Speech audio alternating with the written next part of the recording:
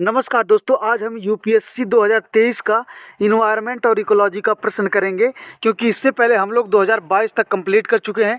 तो चलिए आज का पहला प्रश्न देखते हैं।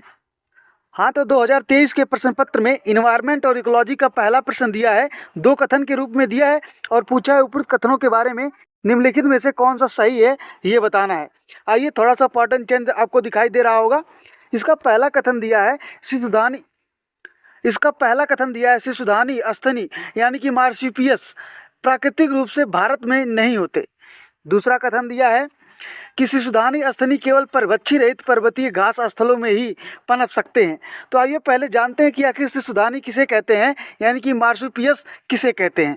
देखिए, मार्सुपियस उन्हें कहते हैं जो अविकसित बच्चों को जन्म देते हैं, जो अक्सर एक निश्चित समय के लिए अपनी माँ के पेट के स्थित थैली में रहते हैं, जैसे आप समझ लीजिए कंगारू।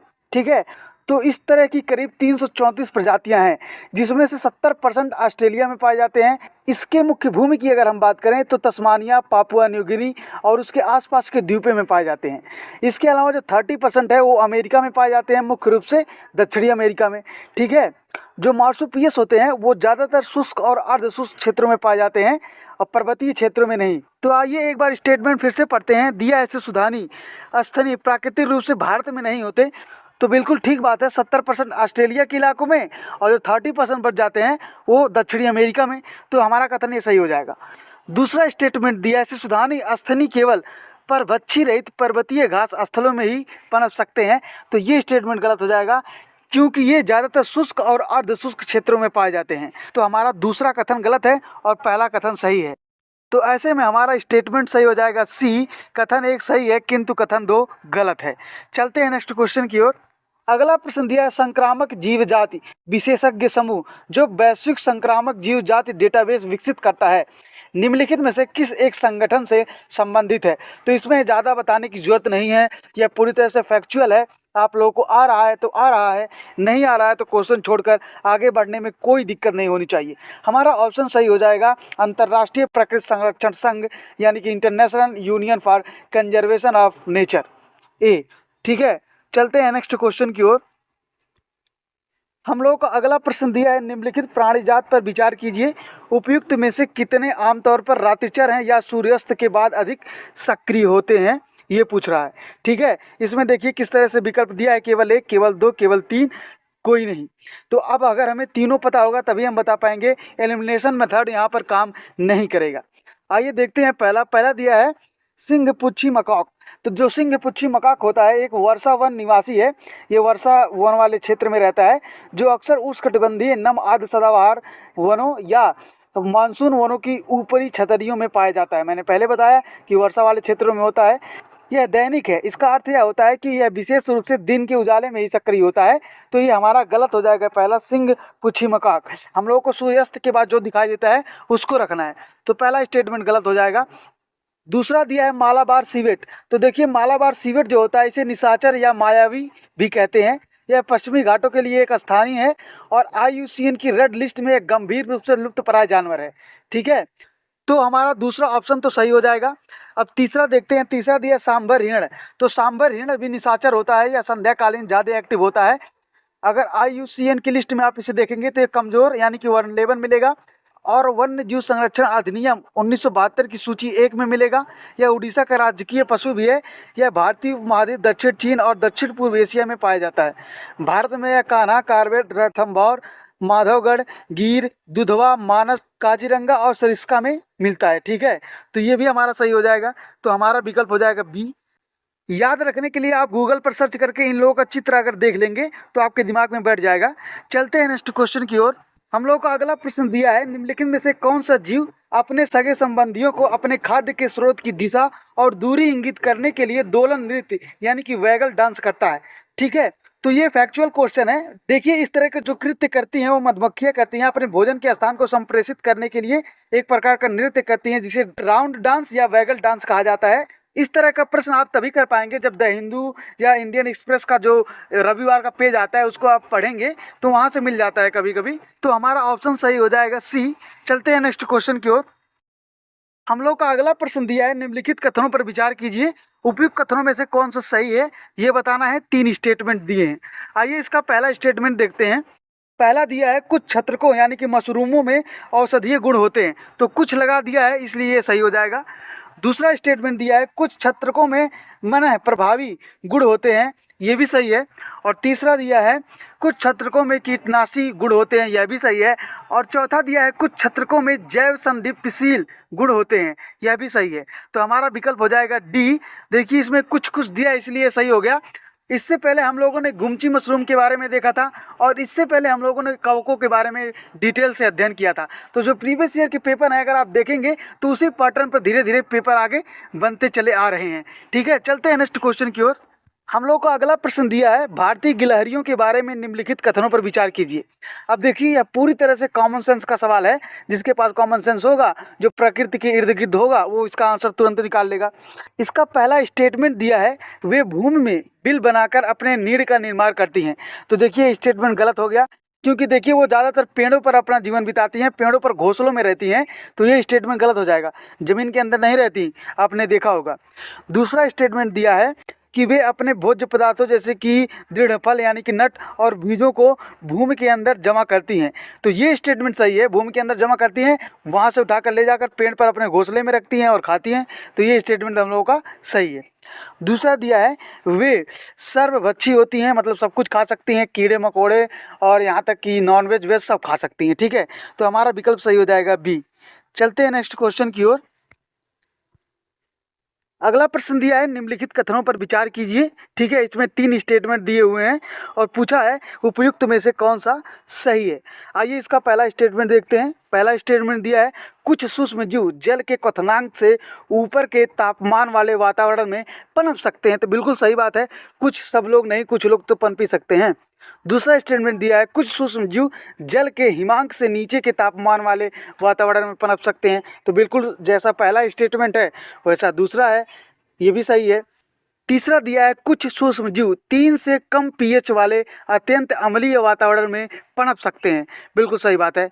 कुछ लोग कहीं भी सर्वाइव कर सकते हैं, जैसे फॉर एग्जांपल तिलचट्टा, आपने देखा होगा ये डायनासोर के ज़माने के हैं, लेकिन प्रकृति में इतना बदलाव होने के बावजूद वो अभी भी धरती पर टिके हुए हैं। तो हमारा विकल्प हो जाएगा सी। चलते हैं नेक्स्ट क्वेश्चन की ओर। हम लोग को अगला प्रश्न दिया है निम्नलिखित में से कौन सा किसी वृक्ष या लकड़ी के लट्ठे में बने छिद्र में से कीटों को खुरचने के लिए लकड़ी का औजार बनाता है। तो ये है उदबिलाव। ठीक है, हमारा ऑप्शन सही हो जाएगा सी। आइए थोड़ा उदबिलाव के बारे में जानते हैं। देखिए उदबिलाव लुट्रिनाई उपप्रजाति के मांसाहारी स्तनधारी हैं। 13 मौजूदा उदबिलाव प्रजातियां सभी अर्धजलीय, जलीय या समुद्र हैं, जिनका आहार मछली और अकशेरुकीय पर आधारित है। ठीक है, इनका पर्यावास हिमालय से लेकर दक्षिण तक रहता है। अगर हम IUCN रेड लिस्ट की बात करें तो ये कमज़ोर में आते हैं।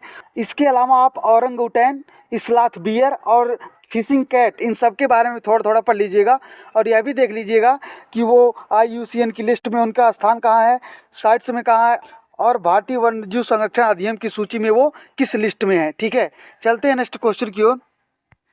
हम लोग को अगला प्रश्न दिया है निम्नलिखित कथनों पर विचार कीजिए। इसमें 4 स्टेटमेंट दिए हुए हैं और पूछा है उपयुक्त में से कितने को बनाने में हाइड्रोफ्लोरोकार्बन का उपयोग होता है। ठीक है, पहला दिया है एरोसॉल, दूसरा दिया है फोम एजेंट, तीसरा दिया अग्रिम मंदक और चौथा दिया है स्नेहक। तो स्नेहक को बनाने में इसका इस्तेमाल नहीं किया जाता हाइड्रोफ्लोरोकार्बन का, बाकी तीनों में किया जाता है। तो हमारा ऑप्शन सही हो जाएगा सी। चलते हैं नेक्स्ट क्वेश्चन की ओर, आप इसके बारे में बढ़िया से पढ़ लीजिएगा। ठीक है, हम लोगों को अगला प्रश्न दिया है निम्नलिखित कथनों पर विचार कीजिए। एक बार यदि केंद्र सरकार किसी क्षेत्र को समुदाय प्रायश्चित अधिसूचित कर देती है तो क्या होता है, ये बताना है। इसमें 4 स्टेटमेंट दिए हुए हैं और पूछा है उपयुक्त में से कौन सा सही है। आइए इसका पहला स्टेटमेंट देखते हैं। पहला दिया है राज्य का मुख्य वन्यजीव वार्डन ऐसे वन का नियंत्रक प्राधिकारी बन जाता है, बिल्कुल सही बात है। दूसरा स्टेटमेंट दिया है ऐसे क्षेत्र में शिकार की अनुमति नहीं होती, यह भी सही है।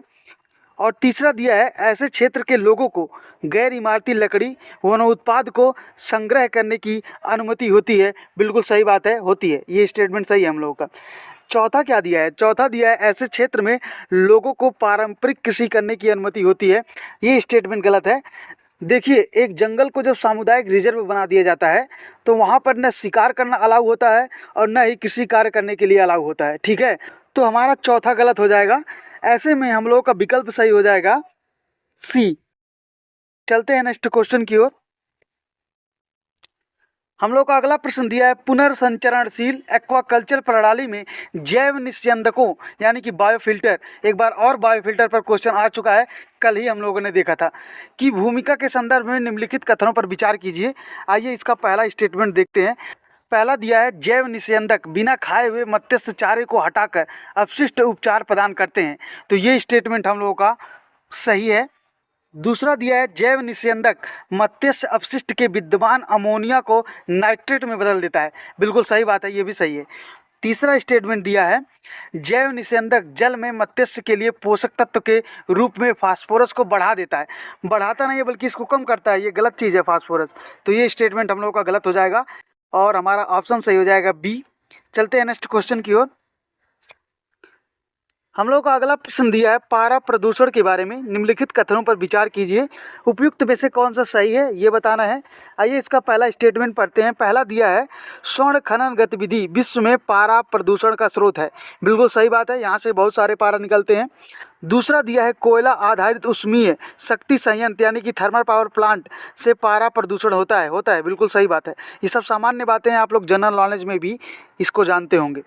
तीसरा दिया है, पारा के संपर्क में आने का कोई ज्ञात सुरक्षा स्तर नहीं है, बिल्कुल सही बात है, नहीं है, तो हमारा ऑप्शन सही हो जाएगा। तीनों सही है ना, तो हमारा ऑप्शन सही हो जाएगा सी। चलते हैं नेक्स्ट क्वेश्चन की ओर। आप थोड़ा सा पारा के बारे में ज़रूर पढ़िएगा तो आपको और क्लियर होगा।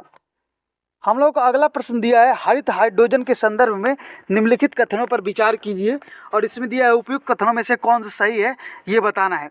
3 स्टेटमेंट दिए हुए हैं, आइए पहला स्टेटमेंट इसका देखते हैं। पहला दिया है, इसे आंतरिक दहन के लिए ईंधन के रूप में सीधे इस्तेमाल किया जा सकता है, बिल्कुल सही बात है, हम हरित हाइड्रोजन का सीधा ईंधन के रूप में इस्तेमाल कर सकते हैं, पहला स्टेटमेंट हम लोग का सही हो गया। दूसरा दिया है, इसे प्राकृतिक गैस के साथ मिलाकर ताप या शक्ति जनन के लिए ईंधन के रूप में इस्तेमाल किया जा सकता है, बिल्कुल सही बात है। और तीसरा दिया है, इसे वाहन चालक के लिए हाइड्रोजन ईंधन प्रकोष्ठ के रूप में इस्तेमाल किया जा सकता है, हमारा यह भी कथन सही है, इसलिए हमारा विकल्प सही हो जाएगा सी। आप थोड़ा सा हरित हाइड्रोजन के बारे में पढ़ लीजिएगा, काफ़ी इंपॉर्टेंट है। इस तरह का कंटेंट आप पीआईबी के न्यूज़ में भी देख सकते हैं। इसके साथ ही अगर आप कोई पेपर फॉलो करते हैं जैसे कि द हिंदू या इंडियन एक्सप्रेस, तो उसमें भी आपको मिल जाएगा। चलते हैं नेक्स्ट क्वेश्चन की ओर।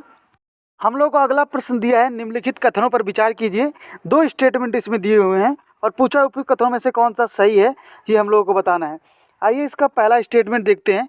पहला दिया है, भारत में जैव विविधता प्रबंधन समितियां नागोया प्रोटोकॉल के उद्देश्यों को हासिल करने के लिए प्रमुख कुंजी है, बिल्कुल सही बात है। हम लोगों ने पिछले पीवाईक्यू में देखा था नागोया प्रोटोकॉल के बारे में, मॉन्ट्रियल प्रोटोकॉल के बारे में, इसके साथ ही कार्टेजेना प्रोटोकॉल के बारे में, तो हम लोग सब पढ़ चुके हैं, तो हमारा ये पहला ऑप्शन ऐसे सही हो जाता है। दूसरा देखते हैं। दूसरा दिया है, जैव विविधता प्रबंधन समितियों के अपने क्षेत्राधिकार के अंतर्गत जैविक संसाधनों तक पहुंच के लिए संग्रह शुल्क लगाने की शक्ति सहित पहुंच और लाभ सहभागिता निर्धारित करने के लिए महत्वपूर्ण कार्य है, बिल्कुल सही बात है, हमारा दोनों ही विकल्प सही है और हमारा ऑप्शन सही हो जाएगा सी। चलते हैं नेक्स्ट क्वेश्चन की ओर। हम लोग को अगला प्रश्न दिया है, निम्नलिखित भारी उद्योगों पर विचार कीजिए। 3 स्टेटमेंट इसमें दिया हुआ है और पूछा है, उपयुक्त में से कितने उद्योगों के विकार्बन में हरित हाइड्रोजन की महत्वपूर्ण भूमिका होती है। ठीक है, आइए देखते हैं। पहला दिया है इसमें उर्वरक संयंत्र, दूसरा दिया है तेल शोधक कारखाने, और तीसरा दिया है इस्पात संयंत्र। तो देखिए ये तीनों जो है ना, तीनों में अगर हम विकार्बन करना चाहते हैं तो हमें हरित हाइड्रोजन की आवश्यकता होगी। ठीक है, तो ये हमारा ऑप्शन सही हो जाएगा सी। सिंपल क्वेश्चन था। तो दोस्तों हम लोगों ने आज यूपीएससी 2023 का इन्वायरमेंट और इकोलॉजी का सारा प्रश्न देख लिया। अब कल हम यूपीएससी 2024 का इन्वायरमेंट और इकोलॉजी का प्रश्न देखेंगे। Thank you so much for watching this lecture.